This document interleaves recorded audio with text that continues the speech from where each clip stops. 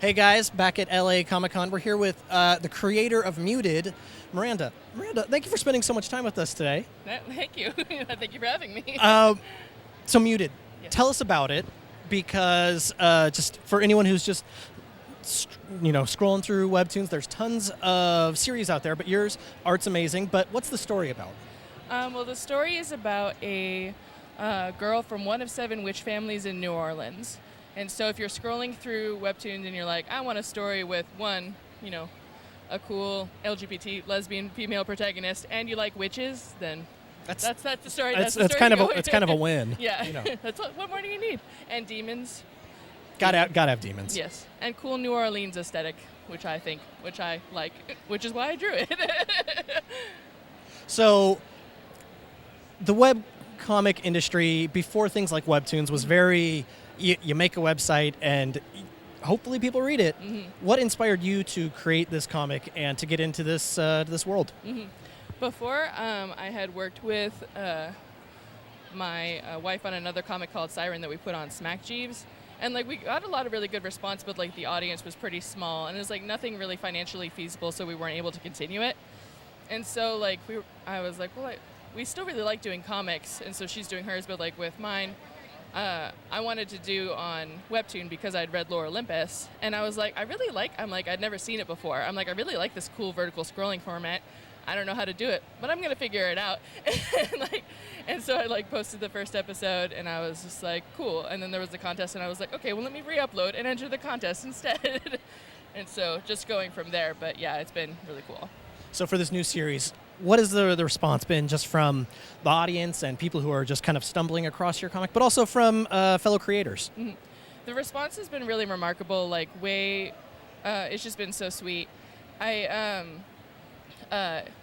Camille is a lesbian, and so that's important to people, but also the comic touches a lot on mental illness, and especially in the latest episodes, her struggle dealing with her identity and working through all of her problems. A lot of the comments, they've really resonated with it, especially on episode 28. A lot of comments were this is inspiring and helps me a lot, and so getting comments like that is really sweet and makes me really, really happy to do it. So here at LA Comic Con, Webtoon obviously has a huge presence, and you're meeting a ton of fans. Yes. How has that been to meet people who've actually read your work and appreciate it? Well, I have a signing later today, and so I haven't actually met any fans yet. But I have met a lot of creators this weekend, and they're all super nice, and comics that I just really, really love. And everyone's just super excited to meet each other, and it's just a really great atmosphere. And it's because you kind of do the same thing, so you understand what we're all doing together. So it's already we all vibe with each other in a way, because we know the workflow and everything, how it goes through. It's a nice camaraderie. So back to your series, Muted. Mm-hmm. What was the genesis of the idea? You're like, you know what?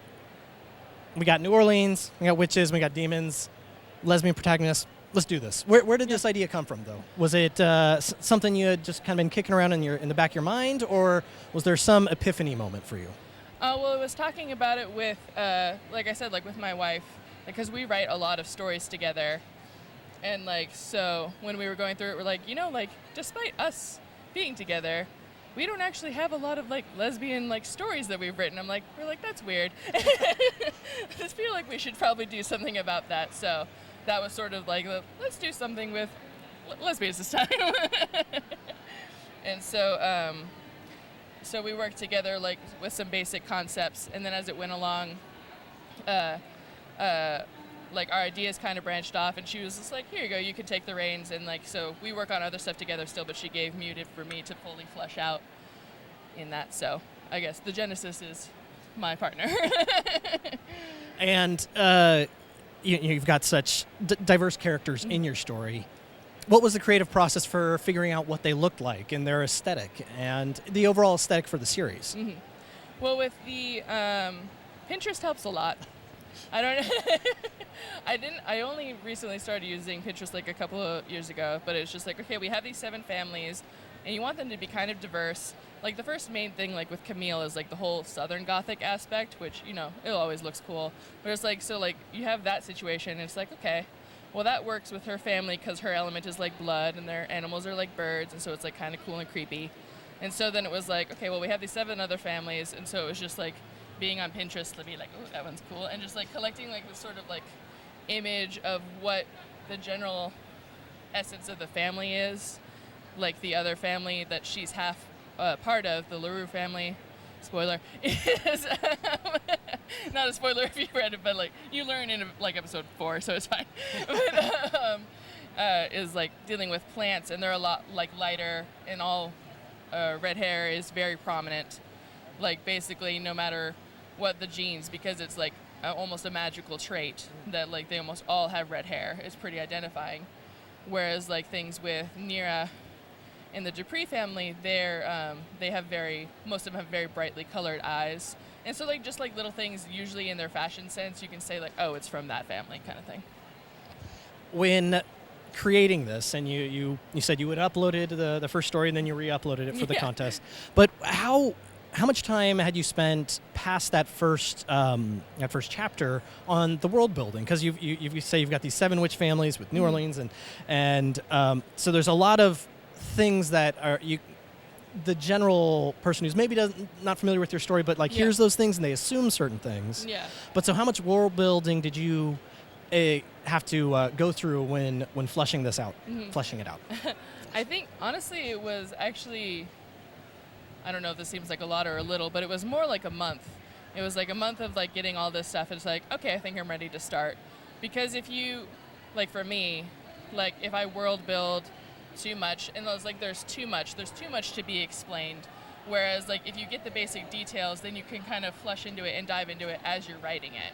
And like, so a lot of things that come together. And I ended up actually sort of like tying in some other stuff, like Dendro, who's a demon in the story, because a lot of people assume that the demons in Muted are from hell, but they're not. They're actually sort of from a... should I pause in talking? Or does it pick up? No, it's okay. It's sort of like a parallel reality sort of situation, where it's like just sideways to Earth. Sideways. And so it's like that sort of situation. So I like her world, I only touch on a little bit, but it is like, but that world is so deep because that's the world that that Chase and I had worked on like since 8th grade when we met. So like that's too deep of a pool to really like throw someone into, and I didn't want to start.